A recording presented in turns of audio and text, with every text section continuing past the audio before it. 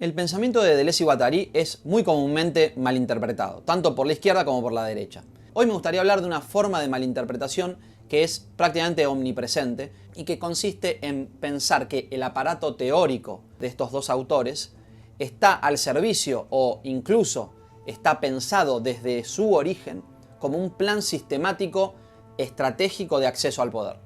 Es decir, como si fuera una especie de hoja de ruta para que la izquierda tome el poder. Esto, por supuesto, me parece una interpretación bastante paranoica y por lo general las personas que exponen estas ideas tienden a agarrar diferentes piezas del rompecabezas y acomodarlas de tal manera que muestren la figura que ellos quieren mostrar. Esto es muy común que pase y no solamente los conservadores lo hacen o la derecha, lo que sea. En general se malinterpretan muchas veces las ideas de los filósofos que en muchos casos no estaban pensando exclusivamente en cuestiones políticas, sino que la política muchas veces surge y está muy incluida en sus ideas, pero surgen sobre todo como resultado de un proceso de pensamiento, de lectura, de interpretación. Entonces, es muy importante que algunos conceptos, algunos temas, algunas palabras sean interpretadas dentro de lo posible, tal como fueron pensadas, y no forzar esas palabras a que encajen en un rompecabezas que conviene a tal o cual partido político. Por eso hoy me gustaría hablar de esta idea de renovación, de supuesta renovación de la izquierda que llevan adelante pensadores franceses de la década del 70, alrededor de la década del 70, y que están muchos alrededor del concepto de deconstrucción. Muchas veces se toma esta palabra clave, deconstrucción, como una palabra que engloba el pensamiento de un montón de autores. De hecho, a veces se habla de los deconstruccionistas. Entonces se piensa, por un lado, esta idea de los posmodernos como deconstruccionistas, la deconstrucción como algo malo o algo que pretende ser bueno pero es en realidad malo, y se pone un poco en la misma bolsa a pensadores que tienen ideas diferentes. Por supuesto, estos pensadores tienen cosas en común, incluso hay influencias cruzadas que están claramente en los textos y que están documentadas. Ahora, eso no significa que todos piensen igual, y de hecho en las comunidades intelectuales hay siempre pequeñas diferencias que se extreman o pequeños egos que chocan, etc. Entonces, pensar que hay un plan sistemático de un grupo de personas con una estrategia en común para renovar la preponderancia de la izquierda o para acceder al poder es, sin lugar a dudas, un forzamiento y una interpretación con una intencionalidad política muy clara. Ahora, la intencionalidad política no la voy a cuestionar en este momento porque es cuestión de cada uno. Lo que a mí sí me parece interesante es que se genere un espacio de diálogo lo más rico posible, en donde podamos cuestionar las verdaderas ideas que tuvieron esos autores y no solamente usarlas para lo que nosotros necesitemos en la práctica. Por supuesto, esto es complejo y nadie, creo, es completamente inocente de hacer esto. Lo que voy a intentar hoy es hablar de este núcleo, digamos, de malinterpretaciones, porque creo que si las sacamos de lado podemos discutir en serio cuestiones que sí atañen al futuro de la humanidad, al futuro de la política y al futuro de la política regional. No fun. Mientras yo hacía este video, en realidad yo hace 2 meses o un poquito más de 2 meses, vengo leyendo y tomando notas sobre algunos pensadores o algunas personas que aparecen en los medios hablando y cuestionando a Deleuze y Guattari, entre otros, y encontré muchas veces concepciones erradas o simplificaciones, reducciones directamente inadmisibles, porque no representan en absoluto lo que estaban buscando expresar estos autores. Al mismo tiempo, llegaron mensajes en donde algunas de esas malinterpretaciones o incluso algunos de esos cuestionamientos lícitos estaban presentes. Y justamente me gustaría tomar como punto de partida uno de estos mensajes, aclarando que estoy realmente muy agradecido por este tipo de mensajes. La verdad es que en mi canal, siempre que recibí mensajes, o casi en el 100% de los casos, los mensajes fueron muy educados y, hasta donde yo entiendo, bien intencionados. incluso aunque lo que se esté diciendo es opuesto a lo que se expresa en el video, etc. Así que agradezco esos mensajes y por favor espero que esto no se entienda como una falta de respeto, sino al revés, un agradecimiento de estos mensajes que recibo y que por favor háganlo todas las veces que quieran, e incluso si algo en este video les molesta, déjenmelo en los comentarios y lo podemos seguir hablando, ¿no? No es mi intención para nada faltar el respeto a nadie que opine en mi canal, ni estar poniendo de frente como para decir miren lo que dijo este, todo lo contrario. Ahora sí, voy a hacer eso, digamos, que es leerles un mensaje, porque me parece que es muy rico en cuanto a ideas que hay que poder explicar para que podamos entender mejor lo que realmente, desde mi punto de vista por lo menos, creían o trataban de expresar Deleuze y Guattari. Les leo esta primera parte del mensaje. Muchas de sus ideas son usadas por el progresismo cultural para acelerar la deconstrucción, eufemismo de destrucción, de la identidad de los individuos, las estructuras y bases filosóficas, ético-morales de la tradición occidental. En esta primera parte del mensaje creo que aparece expresada como con mucha claridad la tensión que hay hoy en día entre los defensores y los que cuestionan a Deleuze y Guattari y a los pensadores a los que se los asocia habitualmente. Esta idea de progresismo cultural implica, me parece, algo que creo que todos conocemos, es decir, la forma en que nosotros percibimos algunos movimientos políticos que están intentando llevar reformas y que, por supuesto, reformas más del lado de la izquierda, y que eso incomoda mucho al conservador, a partes conservadoras que no pueden o no terminan de aceptar las ideas que se les están imponiendo. Por lo menos eso es como ellos lo están percibiendo, ¿no? Pero dejemos eso de lado porque no es lo que me interesa hoy en día. Eso, por supuesto, es una discusión muy amplia para hacer, pero no es el contexto, me parece.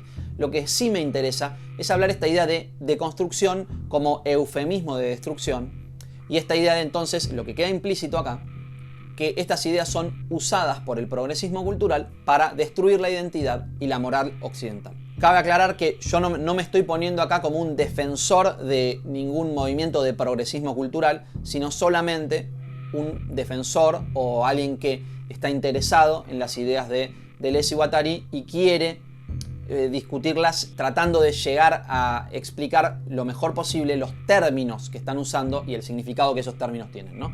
Entonces, cuando dice que las ideas son usadas para destruir la identidad y la moral occidental, es muy interesante porque deja en claro dos posturas.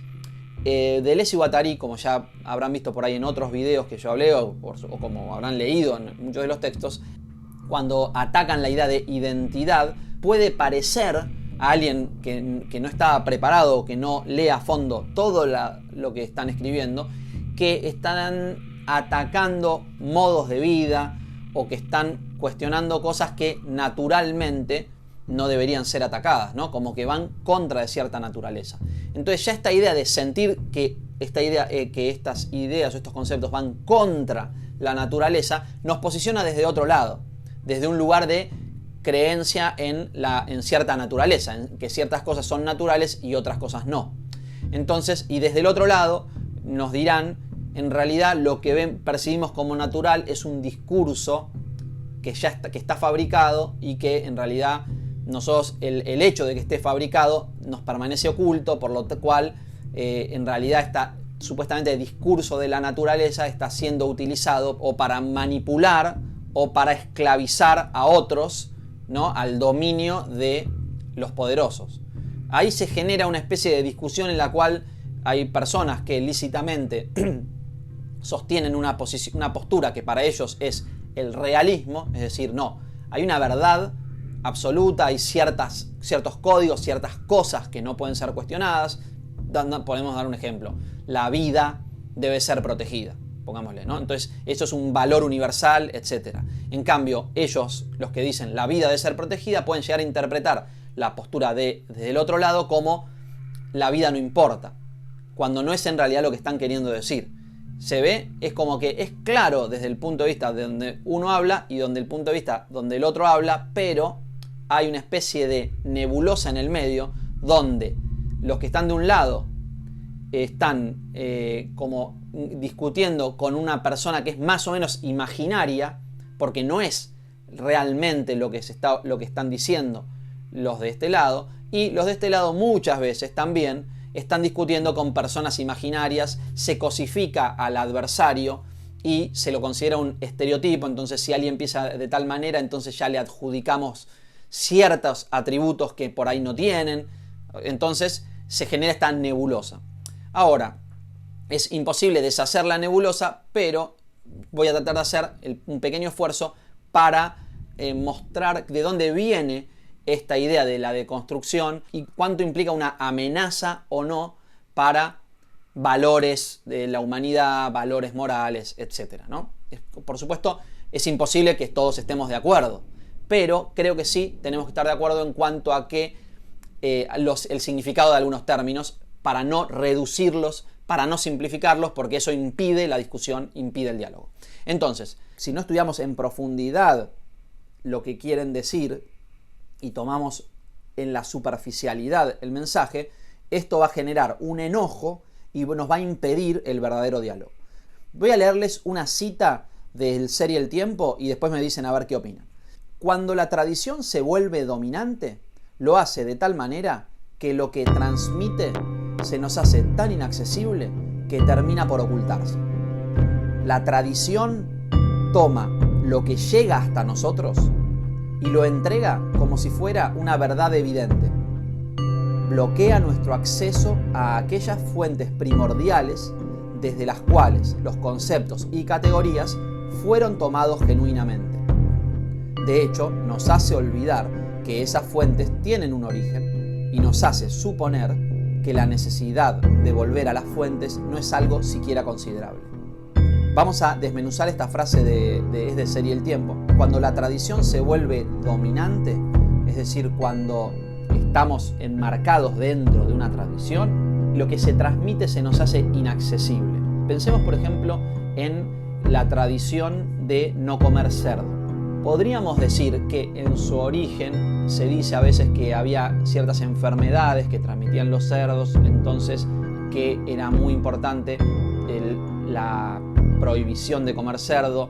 También hay otras razones, se considera que el cerdo es muy sucio, cuestiones de higiene, un montón de cosas que hacen que realmente tenga sentido no comer cerdo. O por ejemplo el no comer vaca en la India. Estoy seguro, aunque no conozco en profundidad el origen de esas tradiciones, que tienen un origen completamente lícito y que en el momento en que se establecieron esas tradiciones era absolutamente imprescindible no comer vaca o no comer cerdo, ¿no? Entonces, hoy en día incluso pueden llegar a seguir siendo completamente lícitas. Quizás tengan la posta de lo que debería hacerse, ¿no? Quizás realmente no habría que comer cerdo o no habría que comer vaca.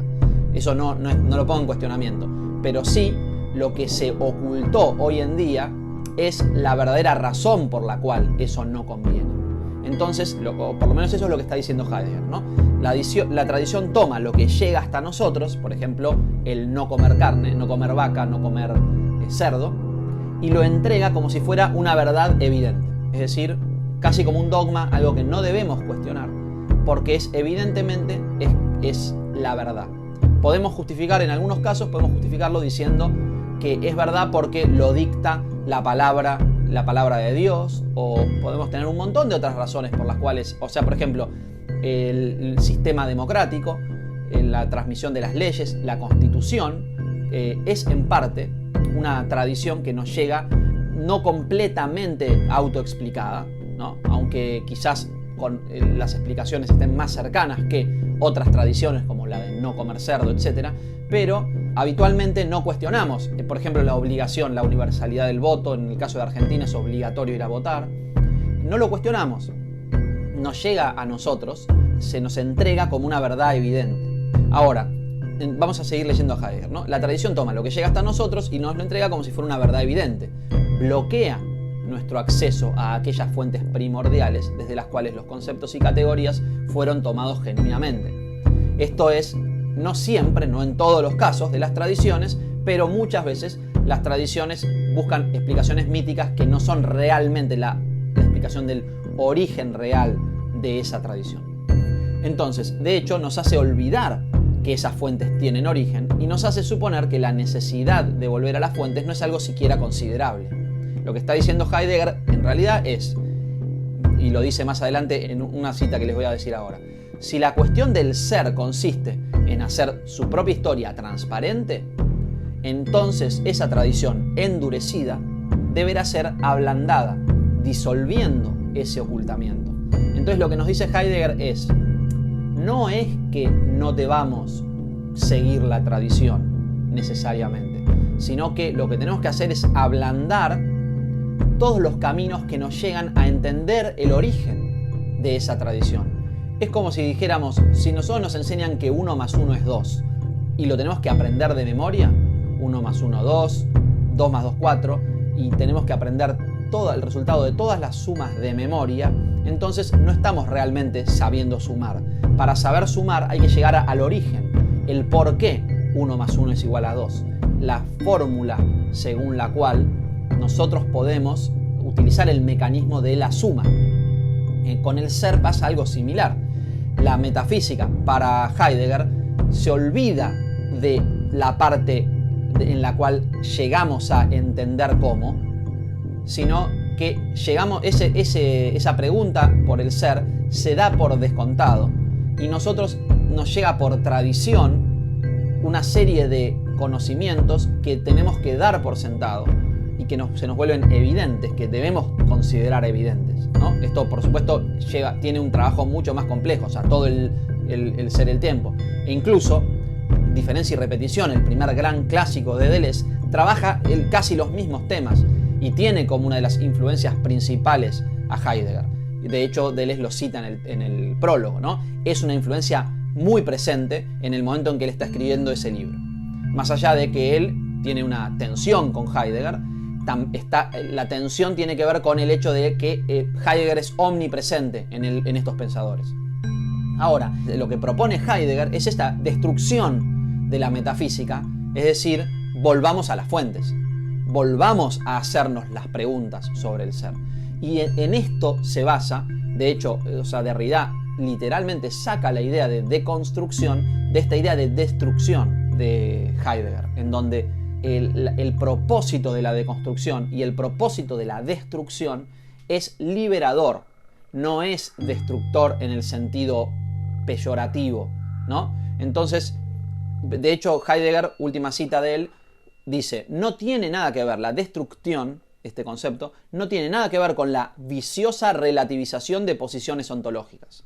Es decir, Heidegger no está diciendo estoy proponiendo la destrucción para liberar al ser humano y que haga lo que quiera, sino justamente para liberar el acceso al ser, para que cada uno de nosotros podamos acceder, romper las barreras y pensar por nuestra propia cuenta. Es como que la tradición, más allá de las virtudes que tiene, porque está refiriendo a cuestiones que están vinculadas con el ser, ¿no? Con cierta verdad, es decir, la tradición tiene un contenido de verdad, pero lo que está mal es el continente. Lo que tiene adentro estaría bien, pero el continente, el atrapar, el encapsular la verdad de la manera en que lo hace la tradición, es lo que produce, en cierto sentido, esclavitud del humano.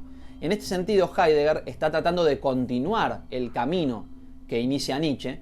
Fíjense que como en Genealogía de la Moral, Nietzsche nos está cuestionando las tradiciones, ¿no? La forma de tradición moral, donde la moral es en realidad una forma de la esclavitud para Nietzsche. Todo esto obviamente hay que expandirlo mucho más, pero Heidegger toma esto, pero intenta hacer un recorrido que no caiga en el nihilismo mayor que existiría en Nietzsche.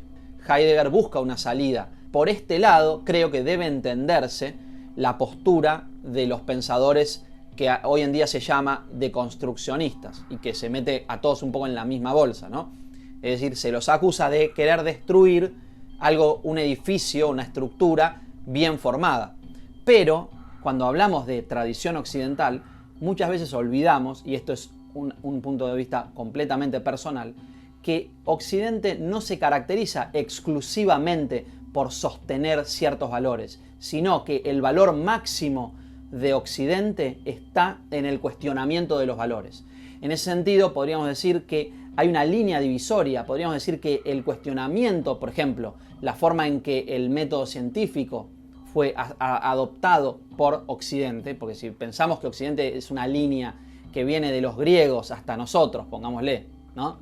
Si esa es nuestra fábula del nacimiento de Occidente, una línea que va de los griegos a la cultura europea del siglo XX o del siglo XIX y que después empezó a caer, digamos, no olvidemos que durante todo ese periodo hay oscilaciones constantes del valor y se construyen nuevos discursos, pero el valor que permanece constante o que parecería permanecer constante en este ser occidental, digamos, que estos valores occidentales, esta tradición occidental, tienen más que ver con el cuestionamiento de la verdad que con verdades preestablecidas. De hecho, podemos pensar que Occidente está en esa línea del Epur se mueve, es decir, son tan occidentales los que obligaron a Galileo a volverse atrás con sus ideas para defender esa tradición, como el Galileo mismo, que aún tirándose atrás dice, sin embargo se mueve. Por supuesto es una frase, también es parte de una fábula, ¿no? Pero para mí esa es la fábula de Occidente, la afirmación de estos dos valores al mismo tiempo, ¿no? La rebeldía y la de, más allá de lo que piense el poder preestablecido, podemos establecer criterios de verdad mediante mecanismos científicos, por ejemplo, y al mismo tiempo los otros valores que las instituciones de poder querían hacer pasar y querían transmitir. Son las dos cosas. ¿Por qué? Porque gracias a esa transmisión de valores, podríamos decir, también todo esto en el entorno de lo que significa Occidente y la fábula de Occidente, pero podríamos decir que se trajo, que Occidente recuperó escritos de Aristóteles y de Platón y los llevaron a la modernidad gracias a esas mismas instituciones de poder. Entonces hay una sensación constante de tensión entre las instituciones poderosas que mantienen la tradición y que mantienen el dominio del pueblo a través de la tradición y al mismo tiempo el ataque de algunos individuos o grupos colectivos que atacan eso y nunca terminan de destruirlo. Es decir, Occidente justamente se potencia cuanto más lo atacan y la esencia de Occidente, desde mi punto de vista, está en ese medio en donde hay constante discusión, ¿no?, sobre qué ponemos en el centro. Entonces, para algunos, Occidente, los valores occidentales representan logocentrismo, la idea de que hay una verdad absoluta, pero esos mismos que están diciendo no debería haber un centro, están diciendo hay que destruir ese centro para llegar al núcleo y entender el mecanismo de acceso a la verdad y no la verdad tan solo, esos también son occidentales. Y esos están formando parte de la mejor de las tradiciones occidentales, que es el cuestionamiento. Creo que eso es el fondo de lo que significa No-Fi. Por ahí algunos se preguntaron por qué el nombre del canal, y tiene que ver con esto, con una cuestión de cuestionamiento. Cuando la fe significa la creencia en algo por la autoridad de aquellos que lo dicen, entonces No-Fi no significa que no debe haber o religión o posturas tomadas, sino que debe haber siempre una búsqueda de las verdaderas razones, una apropiación y una búsqueda propia de las razones y no un solamente consumir las razones que otros nos dan o que la tradición en sí misma nos da, sin desmerecer el valor que evidentemente tiene la tradición. De hecho, Heidegger es un gran amante de las tradiciones. De hecho, es un gran erudito y un conocedor de las tradiciones clásicas. Y es un transmisor de esas tradiciones y es un defensor de esas tradiciones frente a otro tipo de discursos que no toman en cuenta valores de la antigüedad. Entonces, me parece que es injusto acusar a un grupo de gente que lo que está tratando de hacer es justamente hacen un poco de lío porque están tratando de cuestionar y están tratando de llegar por su propia cuenta a sus propias conclusiones y, por supuesto, obtienen resistencia de los grupos conservadores, que también tienen sus propios valores y seguramente dentro de pensadores conservadores podemos encontrar grandes ideas, grandes personajes. Y eso nadie se lo niega. Simplemente hay que poder ubicar la lucha conceptual respetando la veracidad de los términos y no solo utilizándolos para manipular al resto de la gente que no se cuestiona demasiado o que confía en aquel que lo dice y por lo cual no se cuestiona lo que recibe. Y eso es lo que justamente hay que evitar y lo que el término destrucción y lo que el término deconstrucción estarían intentando lograr, ¿no? Por supuesto, estos dos términos, sobre todo la deconstrucción, que no hablé demasiado, son más complejos que esto y tienen una historia aún más rica. Pero quería hablar sobre esto hoy porque creo que es muy importante como punto de partida para enfocarse en el estudio de estos autores, incluso y sobre todo si uno tiene la intuición de que no va a estar completamente de acuerdo con ellos. Así que bueno, muchas gracias. Si les interesa que siga hablando de esto, déjenme mensajes. Acuérdense que estoy lanzando varios cursos constantemente. Les dejo acá mi mail para que puedan pedirme información al respecto. Y les recuerdo que todavía están a tiempo para anotarse al último curso que estoy sacando, que es el del antiedipo.